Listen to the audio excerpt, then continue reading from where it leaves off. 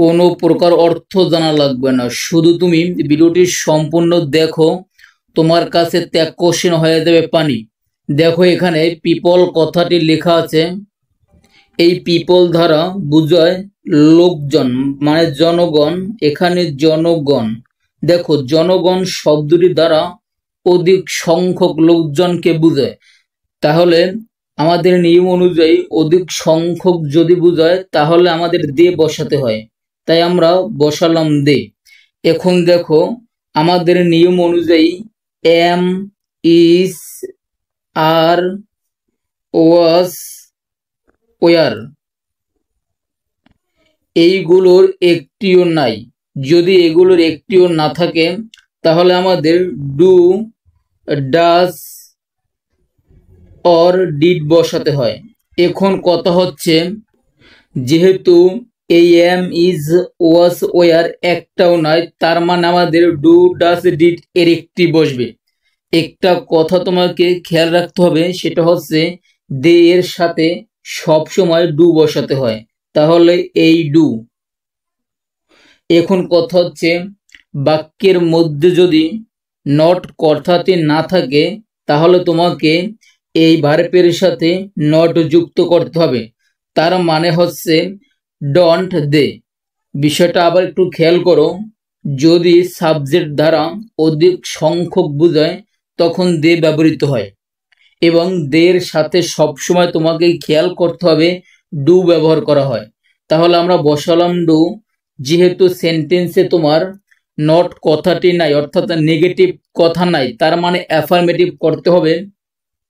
তাহলে এখানে অ্যাফার্মেটিভ আছে, আমরা নেগেটিভ করব, তাহলে ডু এর সাথে নট ব্যবহার করলে ডন্ট হয়। তাহলে দে এর সাথে ডু, তার সাথে নট, মানে ডন্ট দে।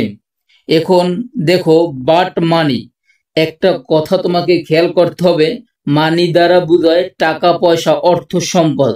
দেখো অর্থ সম্পদের কিন্তু তোমার হাত আর পা নাই, তার মানে যার হাত পা নাই তার সেটা হচ্ছে বস্তু, আর কোনো বস্তু বোঝালে আমরা সাবজেক্ট হিসেবে ইট বসাতে পারি। তাহলে আমরা সাবজেক্ট হিসেবে আমরা বসাবো ইট।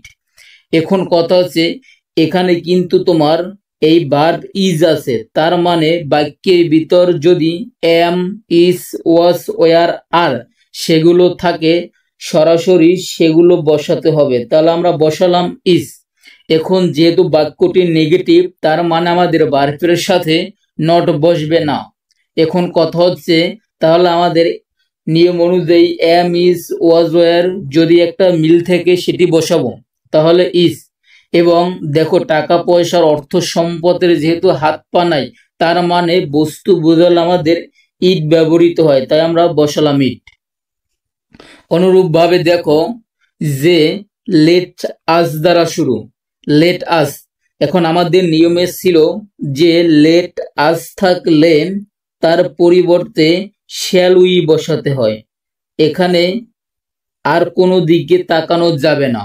যদি বাক্যে লেট আস থাকে অথবা লেটস থাকে, লেট আস অথবা লেটের সাথে যদি এস থাকে তাহলে সরাসরি কোনো দিকে না তাকিয়ে আমরা শ্যাল উই বসিয়ে দেব। তাহলে এখানে হবে এই শ্যাল, তারপর উই। আশা করি বুঝতে পারছো। এখন দেখো পরবর্তী, দেখো এখানে হচ্ছে যে বাক্যে ছিল আমাদের, অর্থাৎ প্রথম নিয়ম অনুযায়ী যদি বাক্যের ভিতর ক্যান, কুড, শ্যাল, শুড, এখানে শ্যাল ইত্যাদি যদি থাকে সরাসরি সেগুলো বসবে। তাহলে দেখো নিয়ম অনুযায়ী তোমার এই ক্যান কিন্তু আছে বাক্যের ভিতরে, অর্থাৎ সেন্টেন্সের ভিতরে, তাই আমরা এখানে ক্যান বসাবো, বসালাম ক্যান। এখন কথা হচ্ছে, আমাদের নিয়ম ছিল যদি সেন্টেন্সের ভিতরে তোমার হার্ডলি, হার্ডলি, স্কার্সলি, হার্ডলি, তারপর নেভার, তারপর নো আর ইত্যাদি যদি থাকে তাহলে নট বসবে না।